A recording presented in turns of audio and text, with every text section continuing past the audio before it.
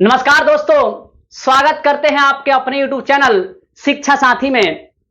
दोस्त, आज आप लोगों के लिए हम लोग कुछ अलग लेकर आए हैं। आप बोर्ड पे देख रहे होंगे एसवीपीडी का 10 MCQ सीरीज कोर्स लिखे है फिजिक्स। मतलब हम लोग फिजिक्स का MCQ लेकर आ रहे हैं। एसवीपीडी जो बुक है जिसका YouTube पे सॉल्यूशन ना के बराबर है, शायद नहीं है मेरे जानकारी में, हो सकता है हो भी होगा भी, लेकिन मेरे जानकारी में नहीं है। उसका हम लोग 10 MCQ 10 क्वेश्चन का एक वीडियो में 10 क्वेश्चन रहेगा, वो सीरीज लेकर हम लोग आ रहे हैं। जो ये वीडियो हफ्ते में एक दिन आएगी। देखिए, 12 क्लास के एसवीपीडी फिजिक्स बुक का ऑब्जेक्टिव सॉल्यूशन हम लोग लेकर आ रहे हैं, और ये जो वीडियो है, ये इसका जो सॉल्यूशन है वो लेकर आ रहे हैं हमारे अनमोल सर आ रहे हैं। आइए सर, बताइए बच्चों को कैसे क्या होगा।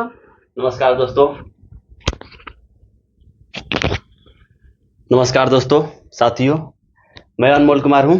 और जैसा कि संजीव सर ने बताया कि एसवीपीडी बुक जो कि 12 क्लास के लिए है, किसके लिए है ये? 12 क्लास के लिए, बच्चों के लिए। और इसका एमसीक्यू प्रश्न है जो कि एक ऑब्जेक्टिव एमसीक्यू प्रश्न है, और इसका सॉल्यूशन मैं आपको सप्ताह में सिर्फ एक बार इसका वीडियो मैं लेकर आऊंगा, एमसीक्यू प्रश्न। और यह वीडियो इसकी फायदा मैं बताता हूं आपको। इस वीडियो जैसे मैंने टॉपिक पढ़ा है, जैसे इसका 1 चैप्टर का एक टॉपिक है आवेश एवं विद्युत क्षेत्र एवं आवेश, एक टॉपिक है। जैसे मैंने पढ़ा है क्या, जैसे मैंने विद्युत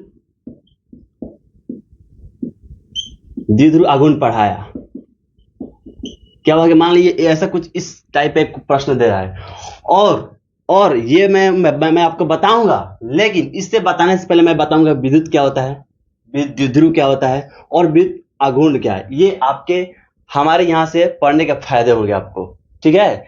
ये तो प्रश्न आपका है ही, इसके बारे में तो मैं बताऊंगा, लेकिन ये इससे जो रिलेटेड है आ रहे हैं, ये जो शब्द हैं, इसके बारे में मैं आपको बताऊंगा, ठीक है? संजीव भैया आपको कुछ और बताना चाहेंगे? प्लीज सर आइए। तो देखिए दोस्त, जैसा कि हमारे अनमोल सर ने बताया कि मैं जो क्वेश्चन पढ़ाऊंगा उससे पूरा डिटेल में पढ़ाऊंगा। तो हो सकता है कि आपके क्वेश्चन जो 10 क्वेश्चन का सीरीज है उसे बताने में इनको थोड़ा समय लग जाए, लेकिन हाँ, जितने भी ऑब्जेक्टिव का सॉल्यूशन आपका होगा, प्रत्येक वीडियो में 10 क्वेश्चन का सॉल्यूशन होगा, उन जितने भी क्वेश्चन आप करेंगे आप कभी उसे नहीं भूलेंगे। एकदम आसान भाषा में आपको फिक्स कराया जाएगा, और पूरे एसवीपीडी का फिजिक्स का ऑब्जेक्टिव क्वेश्चन आप कर लीजिएगा, और इससे क्वेश्चन एग्जाम में आते हैं, आपसे क्वेश्चन नहीं छूटेगा। हालांकि सिर्फ फिजिक्स का ही नहीं, फिजिक्स सीरीज जब खत्म हो जाएगा, चैप्टर बाय चैप्टर को कराया जाएंगे, 10 क्वेश्चन कराकर पूरे फिजिक्स खत्म कराया जाएगा। और ठीक फिजिक्स के बाद केमिस्ट्री एसवीपीडी का भी सॉल्यूशन आपको दिया जाएगा। चलिए अब क्लास को शुरू किया जा रहा है अनमोल सर द्वारा, आप देखिए और उसके मजे लीजिए, ठीक है? पहला हमारा प्रश्न कह रहा है, वैद्युत द्विध्रुव आघूर्ण एक वेक्टर होता है, ठीक है?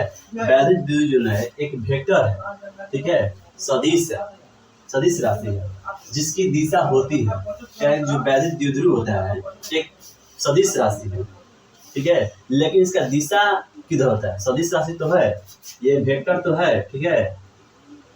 वेक्टर तो है, लेकिन इसका दिशा किधर है? ठीक है, यही पूछ रहा है हमारा प्रश्न। तो देखिए, मैं आपको बता देता हूँ, सबसे पहले इस चीज को समझने के लिए हमें समझना पड़ेगा क्या वैद्युत द्विध्रुव क्या है, ठीक है? वैद्युत द्विध्रुव क्या है?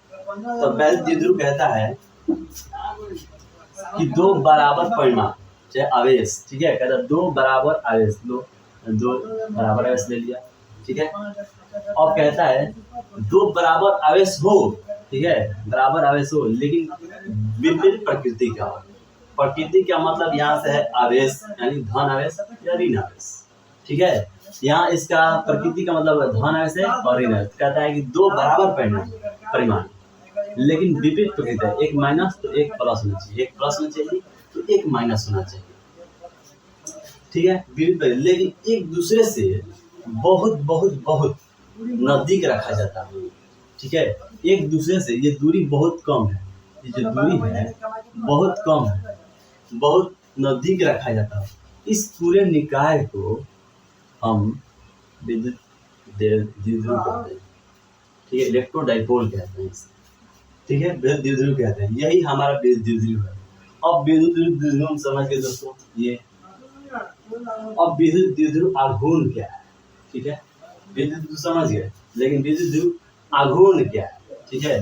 तो ये कहता है विद्युत द्विध्रुव कि दोनों आवेश में से कोई एक का परिमाण, ठीक है, दोनों आवेश में से कोई एक का परिमाण ले लो, ठीक है। और विद्युत आघूर्ण को सबसे पहले बता दूं कि विद्युत आघूर्ण को P से लिखते हैं, क्योंकि एक यह वेक्टर है तो इस पे तीर का निशान देते हैं। कहता है कि दोनों का कोई एक परिमाण ले लो और उनके बीच का दूरी ले लो, इनके बीच का दूरी कितना होता है दोस्तों, 2L, ठीक है, बताऊंगा कैसे। कहता है दूरी ले लो और दूरी कितना है, 2L है, यही हो गया हमारा विद्युत आघूर्ण, ठीक है, क्योंकि विद्युत ध्रुव आघूर्ण हो गया हमारा। इसमें कहता है कि विविध प्रकृति के आवेश हो और उनके बीच का दूरी क्या हो, बहुत बहुत कम, ठीक है, बहुत बहुत कम, ठीक है। अब दोस्तों अब कहा गया कि भाई अब मान लीजिए इसका आवेश नापना होगा, दूरी नापना होगी, कितने दूरी पर है आवेश, तो कोई एक पॉइंट होना चाहिए, कोई एक बिंदु होना चाहिए जिससे दोनों को दूरी है इसका और इसका मापा जाए। तो कहेगा कि ये मिडिल में, ठीक है, यहाँ एक दूरी दे दिया है और इसका मान वो नाम लीजिए, इसका A और इसका B। तो कहा गया कि इसका लंबाई कुछ होगा, यहाँ से यहाँ गया, होगा कि नहीं होगा, यहाँ से यहाँ इस आवेश से कुछ दूरी होगा तो L मान लिया गया, और यहाँ से यहाँ कुछ दूरी होगा, इसका L मान लिया, क्योंकि दोनों बराबर है, ठीक है। तो यहाँ से और यहाँ से यहाँ के बीच दूरी L और यहाँ से यहाँ के बीच की दूरी L, तो पूरा दूरी कितना हो गया, LL 2L, ठीक है, 2L इसका लंबाई हो गया। और यही इसका कोई एक परिमाण है, इसका दूरी के गुणनफल को हम क्या कहते हैं, विद्युत ध्रुव आघूर्ण कहते हैं। तो यही कह रहा है विद्युत ध्रुव आघूर्ण। अब कहता है कि इसका दिशा किधर है, यही नंबर प्रश्न था मेन से, कि दिशा किधर होता है, ठीक है, दिशा किधर होता है। तो इसका दिशा जो होता है, इसका दिशा माइनस से प्लस की ओर होता है, माइनस से प्लस की ओर होता है, बहुत इंपॉर्टेंट है। एग्जाम में आपके लिए पूछता है कि इसका दिशा जो होता है किधर होता है, माइनस से प्लस की ओर, माइनस से प्लस की ओर होता है, ठीक है, इसका दिशा माइनस से प्लस की ओर होता है, ये पूछता है। अब जब विद्युत आघूर्ण की बात की तो इसका SI मात्रक भी देख लेते हैं क्या होता है। तो इसका SI मात्रक की बात की जाए विद्युत आघूर्ण का, तो Q का क्या हो जाएगा, कूलम, और जबकि इसका परिमाण का कोई संख्या का है, SI मात्रक नहीं होता है, बचा क्या, L का मीटर। तो इसका SI मात्रक हो जाए, SI मात्रक हो जाएगा इसका कूलम मीटर हो जाएगा। बात कीजिए इसका बीमा का, लीजिए इसका बीमा की बात किया कर लेते हैं हम लोग, बीमा का बात कर ले तो कूलम का हो जाएगा 80 और मीटर का लंबाई L, ठीक है। तो इसे बिग ब्रैकेट में लिखते हैं, तो इसका हो जाएगा बीमा 80L, ठीक है, 80L, ठीक है। अब बात करें इसका एक पूछता है CGS मात्रक, क्या पूछता है दोस्तों, CGS मात्रक। तो इसका CGS मात्रक होता है विद्युत ध्रुव आघूर्ण का, CGS मात्रक होता है डेबाई, ठीक है, क्या होता है, डेबाई होता है। और यह प्रश्न पूछता है हमसे कि एक डेबाई बराबर कितना कूलम मीटर होता है। यह बहुत बहुत बहुत VVI है, आपसे एग्जाम में बारंबार पूछता है, इसको आप भूल नहीं सकते, याद रखिएगा इसको। एक डेबाई बराबर, बात करें एक डेबाई का, तो एक डेबाई बराबर होता है 1/3 10 के पावर 29 कूलम मीटर। ये बहुत VVI प्रश्न है, ऑब्जेक्टिव प्रश्न होता है, और ऑब्जेक्टिव बहुत ही VVI प्रश्न है, ठीक है। तो इसे भूलने का नहीं, बहुत ही इंपॉर्टेंट है।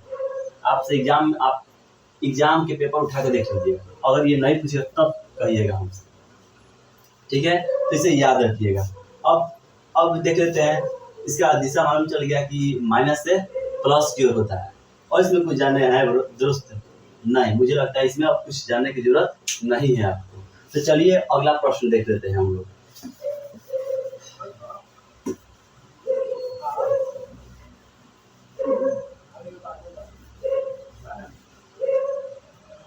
अगला प्रश्न कह रहा है हमारे दोस्तों, कह रहा है किसी विद्युत द्विध्रुव के विद्युत क्षेत्र की तीव्रता सुदूर बिंदुओं पर जिनकी दूरी r है कह रहा है किसी वैद्युत द्विध्रुव की वैद्युत क्षेत्र की तीव्रता, पढ़े होंगे आप लोग दोस्तों कि वैद्युत द्विध्रुव के कारण विद्युत तीव्रता क्या होता है। इसका दो अपघटक होता है। वैद्युत द्विध्रुव के कारण इसका वैद्युत द्विध्रुव के कारण दो अपघटक होता है। एक होता है अक्षीय स्थिति में और एक होता है निरक्षीय स्थिति में। ठीक है, तीव्रता पूछता है वैद्युत क्षेत्र की तीव्रता। ठीक है, तो एक होता है अक्षीय स्थिति में, एक होता है अक्षीय और एक होता है निरक्षीय। ठीक है, यही पूछ रहा है हमसे। कह रहा है कि कोई विद्युत द्विध्रुव से दूर कोई रखा गया है। जैसे देखिए विद्युत द्विध्रुव कैसा होता है, ऐसा ही होता है। ये माइनस क्यू हो गया, ये आपसे दिखा देते हैं आपको, ये माइनस क्यू और यह मान लीजिए विद्युत द्विध्रुव है हमारा प्लस क्यू। इनके बीच का दूरी कितना है भाई, मान लीजिए 12 है, ये एल और ये एल हो गया। ठीक है, कह रहा है इसके कारण, इस पूरे के कारण कह रहा है विद्युत तीव्रता। मान लीजिए यहाँ कोई वस्तु रख दी गई है, मान लीजिए कोई पी वस्तु है। ठीक है, यहाँ पी कोई वस्तु है, कहेगा कि इसके कारण ये विद्युत ध्रुव है और इसके कारण पूछेगा कि यहाँ तीव्रता क्या है, पूछेगा कि यहाँ तीव्रता क्या है, क्या होगा, ऐसा ही पूछेगा प्रश्न आपसे।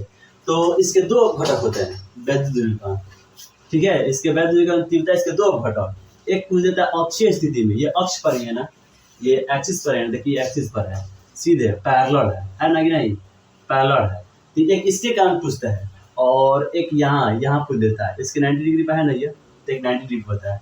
तो जो अक्ष पर है उसे विद्युत द्विध्रुव अक्षीय स्थिति में तीव्रता कहते हैं, यानी ये अक्षीय स्थिति में है। और इसका सूत्र क्या होता है आपको पता है, 1/4πε0 2p/r³ होता है। ठीक है, ये होता है। अब एक होता है निरक्षीय स्थिति, 90 डिग्री का, ये पैरेलल नहीं है, यह होता है 90 डिग्री का, यानी इसे हम ऐसे भी लिख सकते हैं। ठीक है, ऐसे भी लिख सकते हैं। यह निरक्षीय हो गया, यानी निरक्षीय हम लिख देते हैं, आपको टीचर ने निरक्षीय पढ़ाया होगा। ठीक है, इसका फॉर्मूला होता है 1/4πε0 p/r³। यहाँ वेक्टर लगा दीजिएगा क्योंकि यह वेक्टर है। ठीक है, वही विद्युत ध्रुव गुण है। ठीक है, अब कह रहा है कि कोई सुदूर स्थित है बिंदु, तो बताइए r अनुक्रमपाती है कितने का। ये तो बोल दिया कि जो r स्थित है, ये जो है, ये कह रहा है जो r, इसके बीच दूरी r है, ये कहता है अनुक्रमपाती है, लेकिन कितने का। मैं ऑप्शन भी देख लीजिए, ऑप्शन कौन सा चलिए, कितने का। तो देखिए ये हमारा ये है अक्षीय स्थिति में वैद्युत ध्रुव की अक्षीय स्थिति में तीव्रता, और ये है r। इसके ही और इसके भी संबंध पूछ रहे कितने का है, अनुक्रमपाती है लेकिन कितने का है, यही तो पूछ रहे हैं हमारा प्रश्न।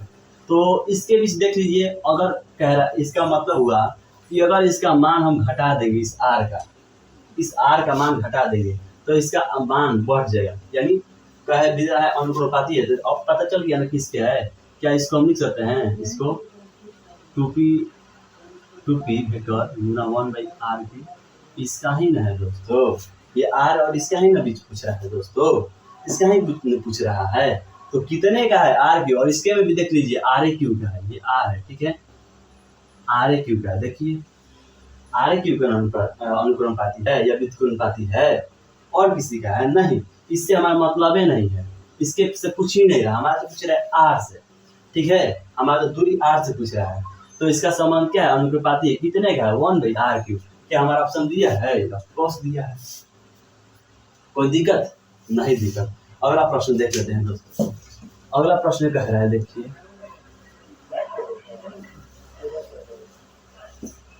अगला प्रश्न कह रहा है विद्युत क्षेत्र की तीव्रता का SI मात्रक क्या होता है। विद्युत क्षेत्र की तीव्रता का SI मात्रक, विद्युत क्षेत्र की तीव्रता समझने से पहले हम लोग समझ लेते हैं विद्युत क्षेत्र क्या होता है। देखिए विद्युत क्षेत्र क्या होता है, सबसे पहले हम इसका एग्जाम्पल तौर पर समझ लेते हैं विद्युत क्षेत्र होता क्या है। एक कलम लीजिए, और ये कलम क्या है, अभी कोई भी ब्रह्मांड की कोई जो वस्तु होती है अनावेशित होती है, यानी डिस्चार्ज होती है। कोई भी हो ब्रह्मांड की कोई वस्तु क्या है, मतलब सामान्यतः कोई वस्तु क्या होती है, डिस्चार्ज होती है, यानी अनावेशित होती है, यानी कोई इस पर चार्ज नहीं होता है। कलम उठाइए, इसके बाद पूरा करिए, घर्षण हुआ, घर्षण का क्या, इस पर आवेश आ गया, आवेश का ये कुछ क्षेत्र उत्पन्न हो गया। अब क्या करिए, इस लगे हुए कलम को एक पेज का छोटा सा टुकड़ा लीजिए, पेज का छोटा सा टुकड़ा लीजिए और उस टुकड़े को हाथ पर रखिए और इस कलम को उसके नज़दीक ले जाइए। एक ऐसा समय आएगा जो क्या होगा, कागज पेन से आकर्षित हो जाएगा, चपक जाएगा, ठीक है, चिपक जाएगा। तो आखिर वैसे क्या है उसको हम सटाए नहीं, ऐसे जब नज़दीक ले तो सड़ा सट गया। आखिर वो क्या चीज़ है, वैसे क्या चीज़ है जो चपक जा रहा है, ठीक है। तो इस चीज़ को समझते हैं। देखिए कलम पर क्या उत्पन्न हुआ, आवेश उत्पन्न हुआ, या तो ऋण आवेश उत्पन्न हुआ होगा इससे, या फिर धन आवेश उत्पन्न हो गया। मान लीजिए इस पर कोई ऋण आवेश हुआ, अब इस पर क्या होता है, कि अब से इसके कारण अब कोई वस्तु ऐसे लाया जाता है। मान लीजिए कलम है, अब जैसे यहाँ पर ले आया ना, इसके नज़दीक लाया ना, तो सटा से चपक गया, ठीक है, या चपक गया यहाँ से। ऐसे मान लीजिए कोई कलम लाया, जैसे यहाँ पर लाया कि नहीं, चपक गया। आखिर ऐसा क्या चीज़ है जो चपक जा रहा है, आकर्षित हो जा रहा है। तो क्या होता है ना कि ये आवेश है, और इस आवेश के कारण क्या होता है, एक क्षेत्र उत्पन्न होता है। ऐसे जैसे मैंने ये क्षेत्र उत्पन्न किया, ठीक है, तभी इसके अंदर आया था तो चपक जा रहा था। तो ये आवेश है, या तो ऋण आवेश माने धन आवेश है। तो क्या करता है, ऐसे उत्पन्न करता है, ठीक है, विक्षेद उत्पन्न करता है, ठीक है। ये क्या किया, विक्षेद उत्पन्न किया। अब जैसे ही इसके अंदर कोई वस्तु लाएंगे, या तो धक्का मारेगा या तो आकर्षित करेगा, या तो धक्का मारेगा या तो आकर्षित करेगा, ठीक है, ये या तो धक्का मारेगा या तो आकर्षित करेगा। तो इसी जो एक मूव हो रहा है, मूवमेंट हो जा रहा है, और इस मूवमेंट को, इस क्षेत्र को, इस एरिया को, इसके जोन को ही हम क्या कहते हैं, विद्युत क्षेत्र कहते हैं। अब कह रहा है विद्युत क्षेत्र की तीव्रता क्या होता है। अब देखिए विद्युत क्षेत्र समझ गए, अब विद्युत क्षेत्र की तीव्रता समझ लेते हैं। कहता है किसी एकांक आवेश को, एकांक, ठीक है, क्या कहता है, किसी एकांक आवेश, या फिर कहता है परीक्षण आवेश,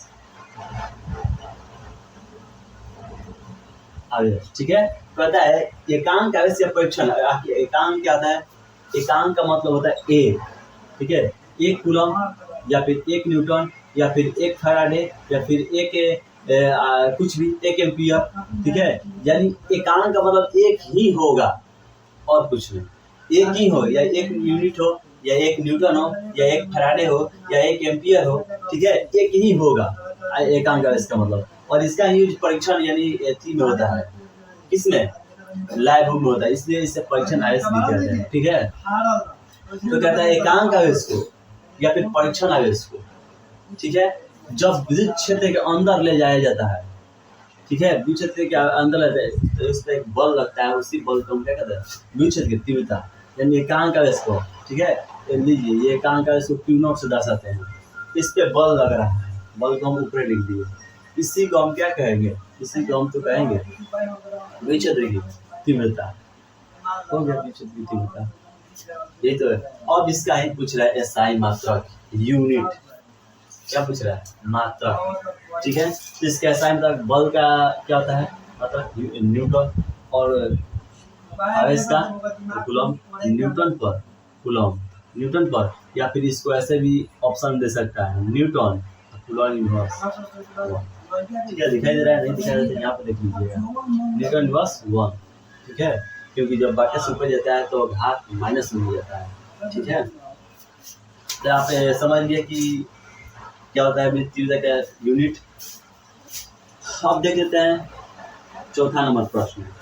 कुछ दूरी पर रखे दो बिंदु आवेश, ठीक है, आवेशों को हवा में स्थान पर केरोसिन तेल में रखा हो तो उन बिंदु आवेशों के बीच क्या मान होगा। कह रहा है कि दो आवेश है और हवा में रखा गया इसे, और इसके स्थान पर केरोसिन तेल में रख दिया जाए तो उनके बीच का मान क्या होगा, बल क्या होगा, घटेगा, बढ़ेगा, समान रहेगा, शून्य हो जाएगा। देखिए हवा में मान जो होता है ना 1/4 इंटू ऑप्शन आर Q1/r² होता है हवा में। लेकिन क्या इसी आवेश को हम पानी में रख दें तो क्या बल उतना ही लगेगा। क्या इसी बल को हम समुद्र में रख दें, समुद्र के पानी में रख दें तो क्या बल उतना ही लगेगा। क्या इसी को किसी हम रंग से भीगे पानी में डाल दें, इसी आवेश को रंग से भीगे पानी में, क्या बल का मान उतना ही होगा जितना हवा में था? क्या इसी आवेश को दीवार के उस पार इस पर रख दिया जाए तो क्या विद्युत बल उतना ही लगेगा? तो बिल्कुल नहीं, क्योंकि माध्यम पर निर्भर करता है विद्युत बल, किस माध्यम में रखा गया है। ठीक है, माध्यम क्या है उस पर निर्भर करता है। ठीक है, माध्यम क्या है उस पर निर्भर करता है। जैसे हवा में जो बल होगा वो अलग होगा, पानी में, साधारण पानी में जो होगा उसका मान अलग होगा, समंदर के पानी में अलग होगा। क्यों अलग होगा? क्योंकि समंदर का पानी जो घनत्व होता है वो अधिक होता है, और जो नॉर्मल पानी होता है हम जो पीते हैं उसका घनत्व उससे कम होता है। उसमें हम आसानी से तैर सकते हैं, ज्यादा देर तक तैर सकते हैं, लेकिन इसमें उतना देर तक नहीं तैर सकते, उतना आसानी से नहीं तैर सकते हैं जितना उसमें आसानी से तैर सकते हैं। ठीक है, और केरोसिन तेल में रखने पर भी बल दूसरा होगा, क्योंकि माध्यम बदल गया, पहले हवा में था, पानी में, अब क्या होगा? केरोसिन तेल में। ठीक है, तो माध्यम बदल रहा है, तो विद्युत बल का मान भी बदलेगा। ठीक है, तो देख लेते हैं कि हवा में विद्युत बल का मान कितना होता है। उसके बाद अलग में देख लेंगे कि घट रहा है, और उसके बाद तुलना करेंगे कि घट रहा है कि बढ़ रहा है। ठीक है, तो देखते हैं हवा में क्या होता है। दीजिए ये विद्युत बल है, विद्युत बल को कोई भी बल हो F से दर्शाते हैं उसे, और ये माध्यम क्या है? हवा। ठीक है, बल लगाया विद रिस्पेक्ट टू एयर, कितना लग रहा है? कितना लगता है भाई? तो 1/4 pi epsilon not into epsilon r Q1 Q2 by r square. कितना लगता है? कहता है कि हवा में एप्सिलॉन r का मान कितना होता है? 1 होता है।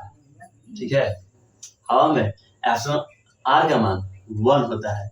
तो यहाँ पर हवा में एप्सिलॉन का मान जो है 1 होता है। ठीक है, और कहता है कि कोई भी माध्यम हो एक से अधिक होगा, ये कहता है। ठीक है, नियम कहता है कि कोई भी माध्यम हो हवा का छोड़कर एक से अधिक होता है। देख लेते हैं, एक से अधिक होता है। तो क्या हो रहा है? देखिए, माध्यम बढ़ रहा है, क्या यानी देखिए एक है और एक से, तो मान लीजिए एक से अधिक होगा, यानी यहाँ पर एक हो सकता है, 2 हो सकता है, 3 हो सकता है, 4 हो सकता है, 5 हो सकता है, 6 हो सकता है। यानी केरोसिन, सॉरी यहाँ केरोसिन तेल होगा भाई साहब, यहाँ केरोसिन तेल होगा। ठीक है, सॉरी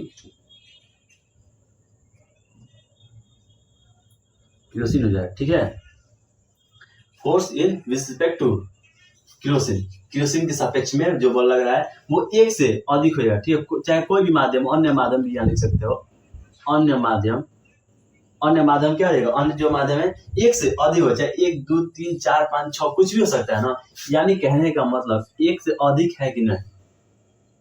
जो हवा में बल का मान है आवेश का, वो एक से अधिक, अन्य में एक से अधिक हो रहा है कि नहीं हो रहा है? केरोसिन तेल का भी होगा तो एक से अधिक ही न होगा।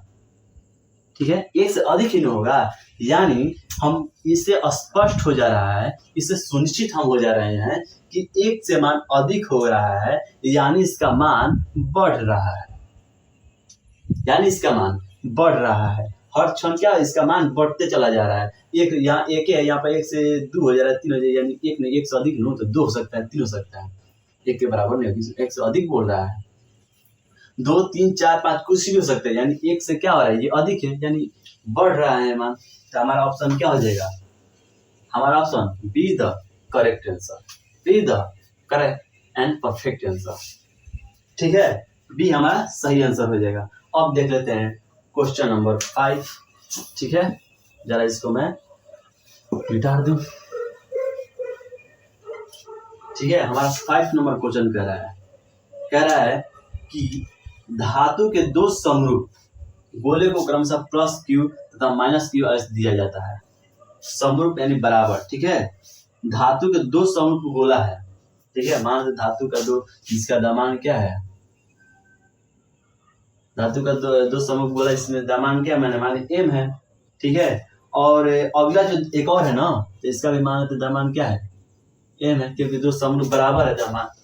तो कह रहा है कि सब लोग बराबर है, लेकिन एक प्लस क्यू है, एक माइनस क्यू एस दिया जाता है। मान लीजिए इस पे माइनस क्यू एस दिया जाता है और इस पे प्लस क्यू एस दिया जाता है। अब देखिए क्या हो रहा है कि इस पे माइनस क्यू दे रहे हैं, यानी इलेक्ट्रॉन इसमें जा रहा है, ठीक है, इसमें इलेक्ट्रॉन जा रहा है, ठीक है, इसमें इलेक्ट्रॉन क्या हो रहा है, जा रहा है, यानी हर क्षण इसमें द्रव्यमान बढ़ता जा रहा है, बढ़ता जा रहा है, ठीक है, इसका द्रव्यमान बढ़ता जा रहा है। माइनस का मतलब कि इलेक्ट्रॉन जा रहा है इसमें, ठीक है, इसका द्रव्यमान पहले से m था और इलेक्ट्रॉन अब जा रहा है। और इसमें क्या हो रहा है, प्लस क्यू का मतलब होता है इसमें से इलेक्ट्रॉन की कमी हो रही है, लगातार निकल रहा है इसमें, ठीक है, प्लस क्यू दे रहा हूं, इसका मतलब माइनस क्यू सॉरी इलेक्ट्रॉन हमेशा कमी हो रहा है, निकल रहा है यहाँ से, ठीक है, इलेक्ट्रॉन निकल रहा है। एक में माइनस क्यू दे रहा हूं तो इलेक्ट्रॉन बढ़ रहा है, ठीक है, अगर किसी को चार्ज देते हैं तो इलेक्ट्रॉन ही जाता है, इसमें इलेक्ट्रॉन जा रहा है। अगर मोबाइल को हम चार्ज करते हैं ना तो इलेक्ट्रॉन से ज्यादा इलेक्ट्रॉन से चार्ज होता है और निकलता है तो इलेक्ट्रॉन निकलता है, ठीक है।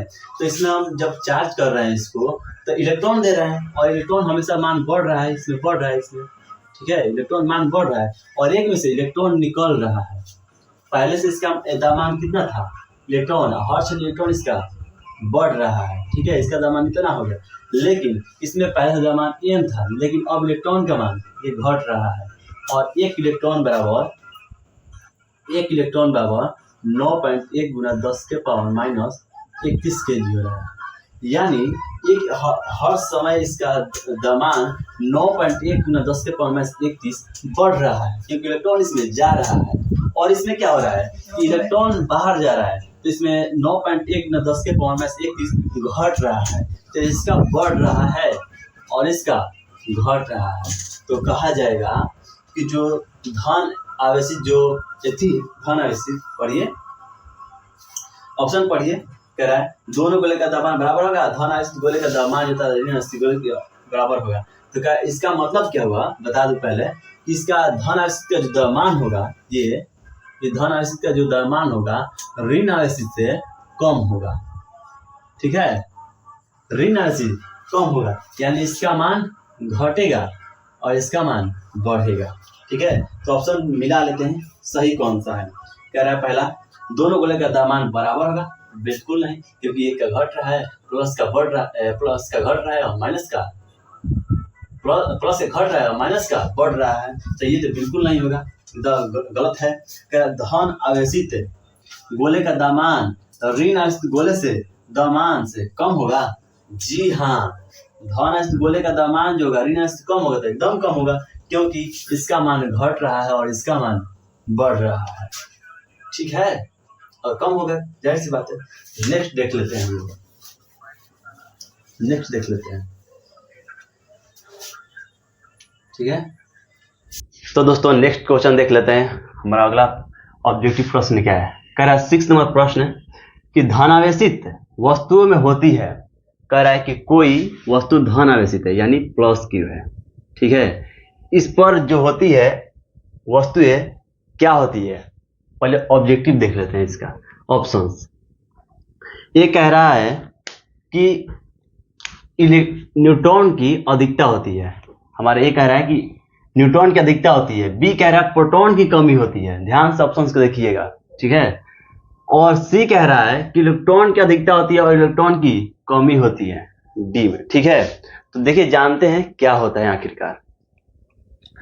एक मैंने आवेश लिया जिसपे प्लस क्यू है, प्लस क्यू का कहने का मतलब है होता है कि इलेक्ट्रॉन निकल रहा है, इलेक्ट्रॉन की कमी हो रही है, ठीक है, प्लस क्यू का मतलब क्या होता है, इसमें से इलेक्ट्रॉन की कमी हो रही है, ठीक है। कोई भी वस्तु धन आवेशित होगी यानी इस पे क्या जा रहा है, इस पे धन जा रहा है, ठीक है, यानी इस पे प्रोटॉन जा रहा है, प्रोटॉन P प्लस और इलेक्ट्रॉन E माइनस, इसलिए इस पे प्रोटॉन जा रहा है। हालांकि कोई भी वस्तु चार्ज होने के लिए इलेक्ट्रॉन जिम्मेदार होता है, ठीक है, इलेक्ट्रॉन का निष्कासन होता है, इलेक्ट्रॉन का अवहेलना होता है, ठीक है।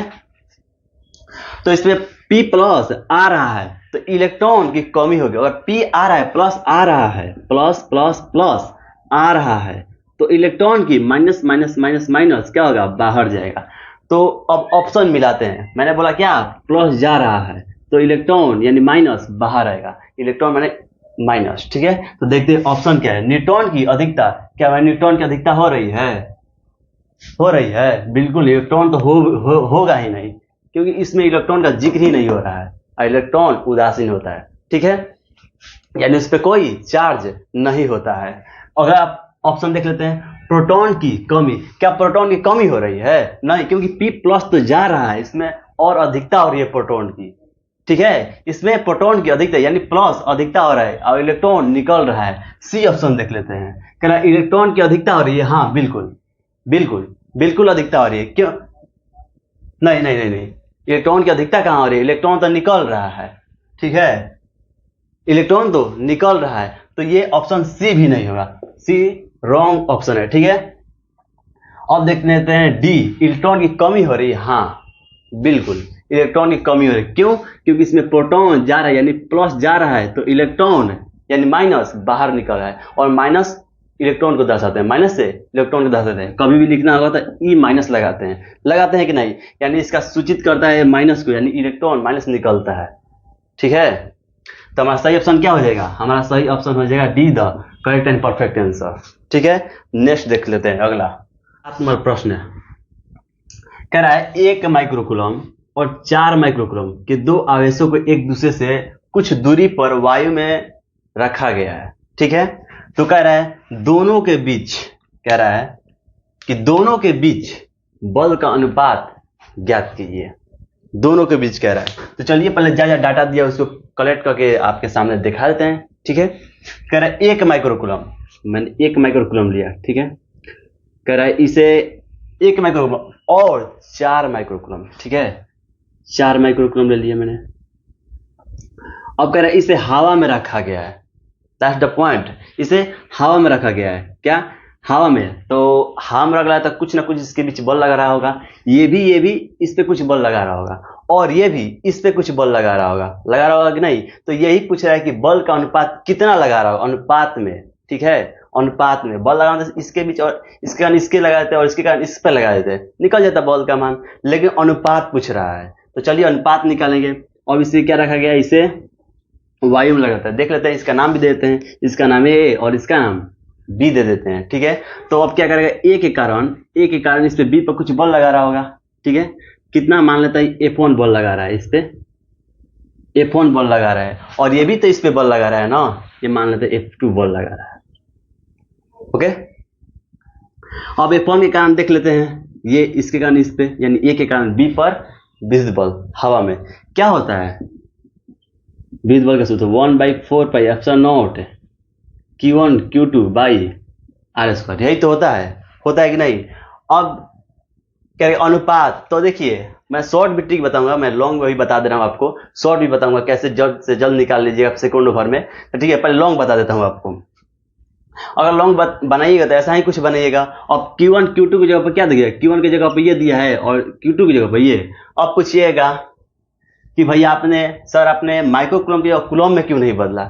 अब देखिए अनुपात पूछ रहा है तो उससे फर्क नहीं पड़ता, ठीक है, आप ऐसा भी बिना बदले भी आप कर सकते हैं, अनुपात निकाल सकते हैं, इसलिए मैंने माइक्रोकूलम को कूलम में नहीं बदला, ठीक है। तो चलिए अब Q1 की जगह पर क्या रखते हैं, Q1 की जगह पर ये Q1 हो गया और ये Q2 हो गया, ठीक है, Q1 आवेश को दर्शाते हैं Q से, ठीक है। तो ये Q1 की जगह पर 1 रख दिया और Q2 की जगह पर 4 रख दिया। अब पूछ रहे अनुपात, तो अनुपात का मतलब होता है बट्टा, ठीक है, अनुपात का मतलब बट्टा, अनुपात का है या संबंध निकालने को कहे या तुलना करने को कहे तो हमेशा अनुपात निकाला जाता है, याद रखिएगा। अनुपात कहे, तुलना करने को कहे और चाहे संबंध निकालने को कहे तो हमेशा अनुपात निकाला जाता है, ठीक है। अब F1 के कारण तो हमने निकाल दिया, अब F2 के कारण निकालते हैं, यानी इसके कारण इस पे जो बल लग रहा है वो निकालते हैं। तो चलिए F2 बराबर कितना हो जाएगा, 1/4πε0 और Q1 की जगह पर क्या रखें, अब Q1 की जगह पर ये हो जाएगा, ठीक है, Q1 की जगह पर ये 4 गुना Q2 की जगह पर ये हो जाएगा 1 गुना R², क्योंकि इनके बीच का दूरी नहीं दिया तो इसलिए R मान लीजिएगा, ठीक है। इनके बीच का दूरी नहीं दिया गया है। तो अब पूछ रहे अनुपात पूछ रहे हैं, तो जो जो कट रहा है उसे कटा देते हैं, ये और ये कटा देते हैं, और ये से ये खत्म। ठीक है, 4 से 4 खत्म। क्या इसके आंसर 1:1 आ रहा है? देखते हैं ऑप्शन में। देखिए इसका ऑप्शन भी है ए 1:4, बिल्कुल नहीं। बी देख लेते हैं 4:1, बिल्कुल नहीं। और अगला दिया है 1:1, देखिए सी दिया है 1:1।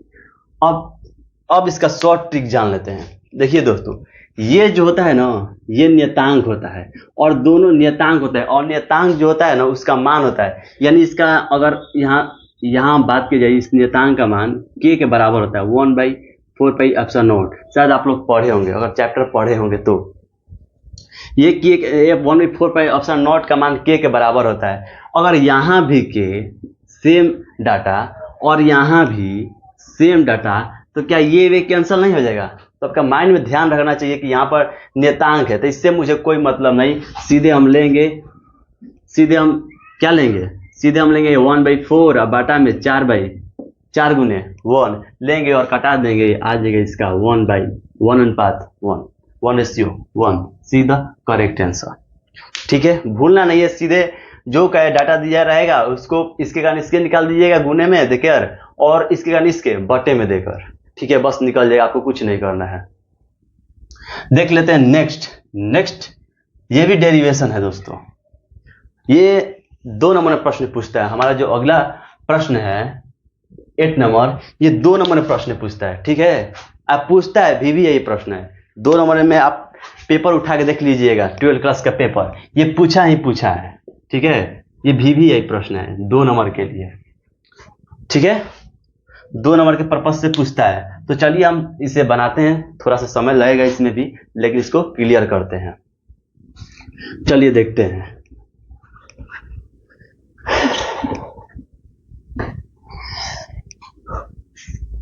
कह रहा है प्रश्न हमारा, P आघूर्ण वाले किसी विद्युत द्विध्रुव पर समरूप विद्युत क्षेत्र पर, अंडरलाइन कर दें, जो इसमें इंपॉर्टेंट शब्द है उसको अंडरलाइन कर रहा हूं, क्यों बताऊंगा। कह रहा है P क्या है? यह विद्युत द्विध्रुव आघूर्ण को दर्शा रहा है ना, यह P आघूर्ण वाले किसी द्विध्रुव पर समरूप विद्युत क्षेत्र पर लगने वाले बल आघूर्ण यानी टाउ। ठीक है, बल आघूर्ण यही तो निकालना है हमें। बल आघूर्ण का मान ज्ञात करें। टॉर्क पूछ रहा है हमसे। ठीक है, टॉर्क पूछ, तो चलिए हम कह रहे हैं, देखिए शब्द पे इसलिए अंडरलाइन किए थे क्योंकि समरूप विद्युत क्षेत्र में पूछ रहा है। यह समरूप विद्युत क्षेत्र को कैसे दर्शाता है? तीर के द्वारा। शायद आप पढ़े होंगे तो आपको मालूम होगा। तो चलिए हम समरूप विद्युत क्षेत्र को तीर द्वारा दर्शा देते हैं।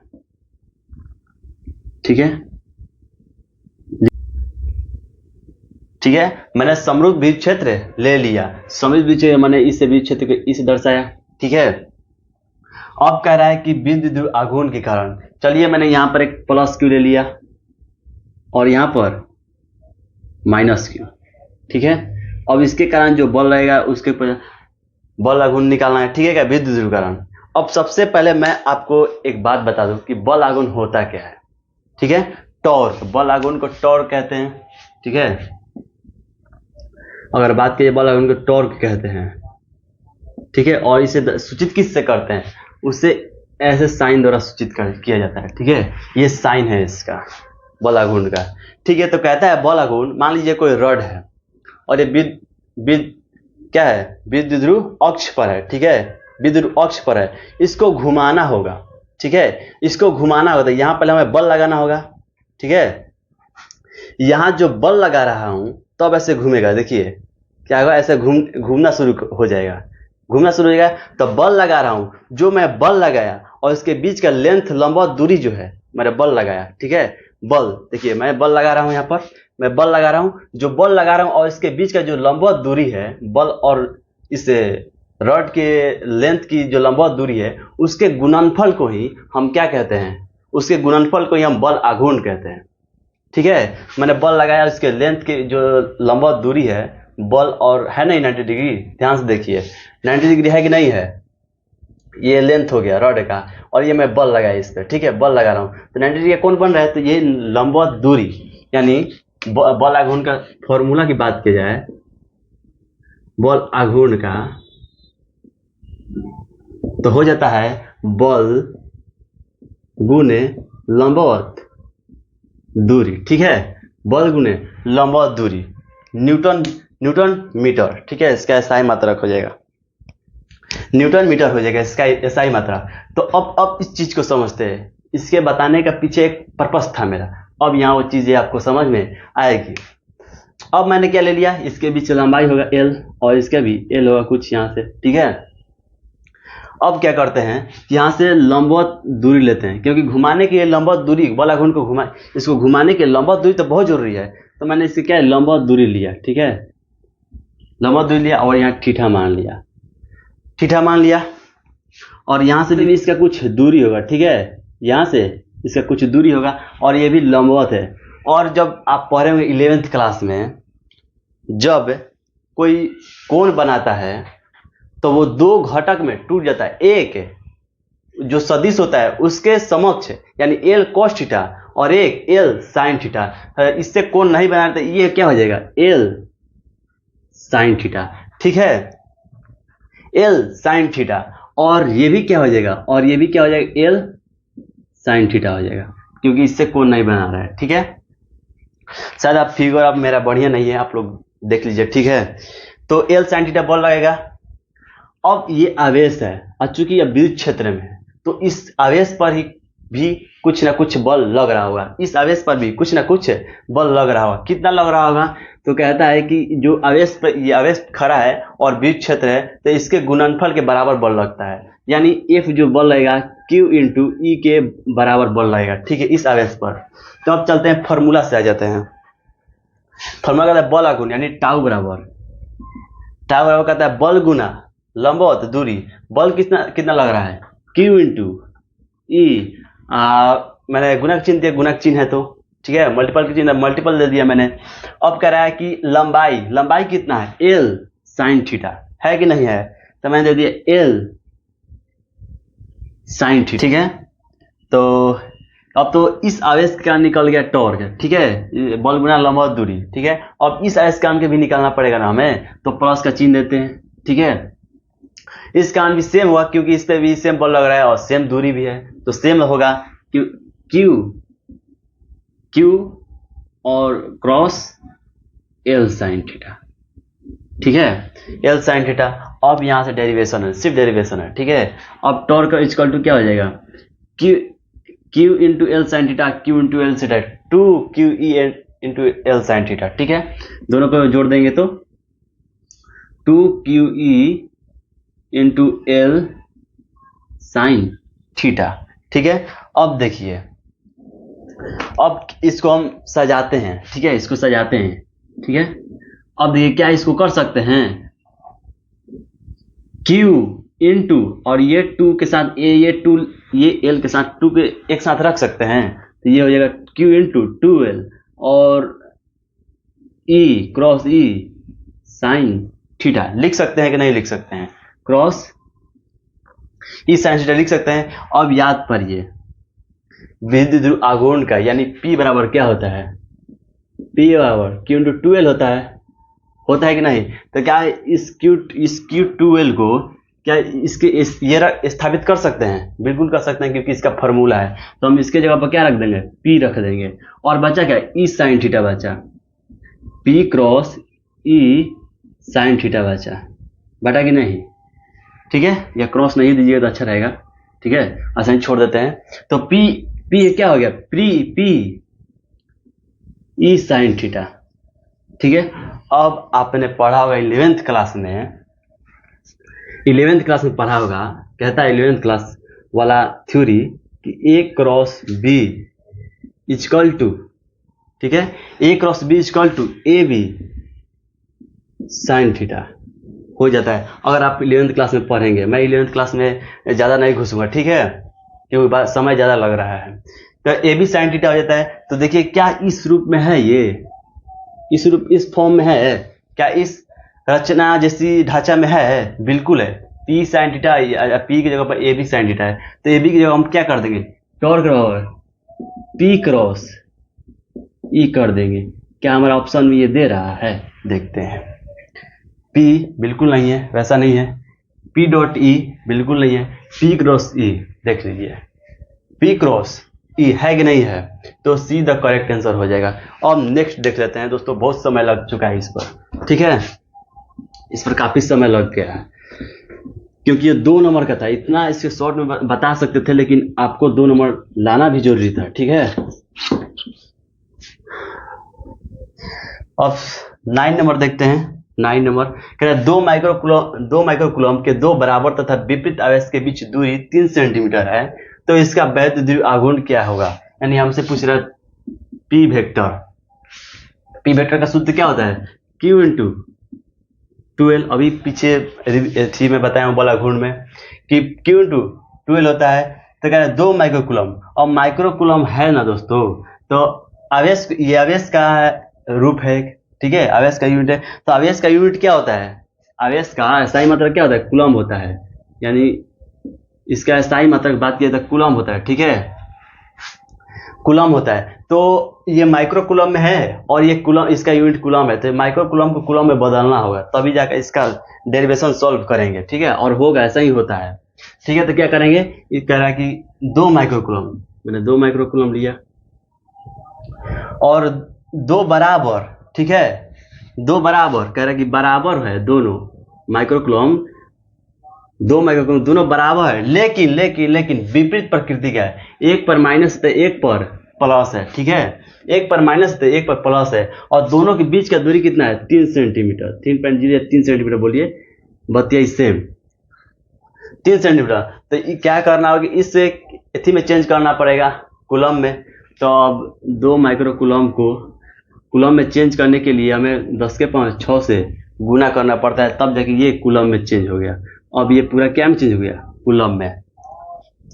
और इनके बीच का दूरी क्या है, इनके बीच का सेंटीमीटर में है, दूरी सेंटीमीटर में, तो इससे पहले मीटर में चेंज करेंगे। तो मीटर में चेंज करने के लिए इसे 10 से भागा देना पड़ेगा, क्योंकि 1 सेंटीमीटर हुआ, सॉरी 100 से भागा देना होगा, क्योंकि 1 सेंटीमीटर हुआ 100 सेंटीमीटर होता है, तो 100 से भागा दिया। अब ये ऊपर जब जाएगा तो अपने साथ घात में माइनस लाएगा, ये जब ऊपर जाएगा तो अपने साथ घात में माइनस लाएगा, ठीक है, 2, ठीक है। अब सॉल्व कर लेते हैं। अब देखते हैं क्या आता है कि क्या निकाले, वैध द्विध्रुव आघूर्ण कह रहा है, तो हम वैध द्विध्रुव आघूर्ण का सूत्र होता है Q इंटू 12। Q का मान दिया है 2 गुना 10 के पावर 6, और इसका मान दिया 3 गुना 10 के पावर 2, 3 दूनी, ठीक है, क्या होगा, 3 दूनी 6 गुना 10 के पावर माइनस 8, क्या इतना दिया है, देखिए तो, हाँ दिया है, बी द करेक्ट आंसर। देखिए 6 गुना 10 के पावर 8 कूलम मीटर, क्योंकि ये बी द्विध्रुव तो इसका यूनिट होगा कूलम मीटर, ठीक है, तो इसका यही होगा आंसर। अब देखते हैं निर्वात में विद्युतशीलता का SI मात्रक, ठीक है, निर्वात में विद्युतशीलता का SI मात्रक, पहले इसको मिटा लेते हैं।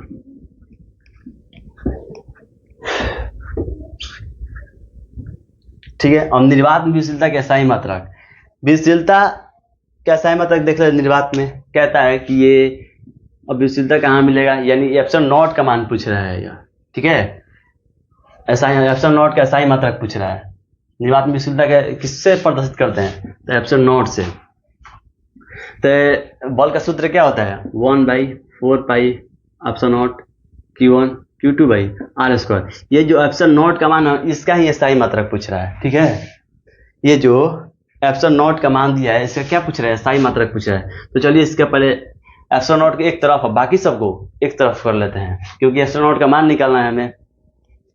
तो चलिए इसे क्रॉस मल्टीप्लाई कर देते हैं, क्या कर देते हैं, क्रॉस मल्टीप्लाई। तो क्या करते हैं, पहले इसको गुना कर देते हैं ऐसे, तो क्या हो जाएगा, ऐसे कर लेते हैं पहले, तो इस, ठीक है, इसके ऊपर में क्रॉस मल्टीप्लाई ऐसे होगा, ऊपर वाला नीचे वाला ऊपर से और ऊपर वाला नीचे से हो जाएगा। तो इसको देख लेते हैं, Q1 इंटू Q2 हो जाएगा, क्योंकि एक से Q1 Q2 मल्टीप्लाई हुआ था, Q1 Q2 हो जाएगा। और F से इसमें मल्टीप्लाई करेंगे तो क्या हो जाएगा, F गुने 4 पाई एप्सिलॉन नॉट गुने R स्क्वायर है दोस्तों, तो स्क्वायर। अब क्या करें, इसको हमें बाहर निकालना है, इसको बाहर निकालना है एप्सिलॉन नॉट का, इसको एक केला में कर लेते हैं एप्सिलॉन नॉट, ठीक है। तो ये गुने में सब इसके बटे में आ जाएंगे, यानी Q1 Q2 बटा में F गुने 4 पाई एप्सिलॉन नॉट, एप्सिलॉन का मान तो इधर आ गया, गुने R स्क्वायर। ठीक है, अब एप्सिलॉन नॉट का मान आराम से निकल जाएगा, सही मतलब इसका। जब तो देख लेते हैं, कह रहा है Q1 Q2, ठीक है, Q1 Q2 यानी आवेश है, चाहे Q1 हो Q2 हो Q3 हो Q4 हो, आवेश तो है ना, तो आवेश का यूनिट कितना होता है, मात्रा कितना होता है, Q, तो Q गुने Q हो जाएगा, और F का न्यूटन होता है, और किसी भी परिमाण का या पाई का मात्रक नहीं होता है, किसी भी संख्या का मात्रक नहीं होता है, और R ये लंबाई है, यानी इसका मीटर स्क्वायर हो जाएगा। तब कीजिए कूलम स्क्वायर न्यूटन, ठीक है, न्यूटन मीटर स्क्वायर, क्या ऑप्शन में दिया है कूलम न्यूटन, ये कूलम हो जाएगा पर ये न्यूटन हो जाएगा, ये कूलम ये नहीं है, ये न्यूटन वोल्ट दिया है, न्यूटन वोल्ट पर मीटर स्क्वायर दिया है, ये भी नहीं होगा, और देखिए ये दिया है कूलम स्क्वायर पर न्यूटन मीटर स्क्वायर, दिया है कि नहीं दिया है, यानी सी द करेक्ट आंसर। तो हमारा वीडियो खत्म होता है 10 तक।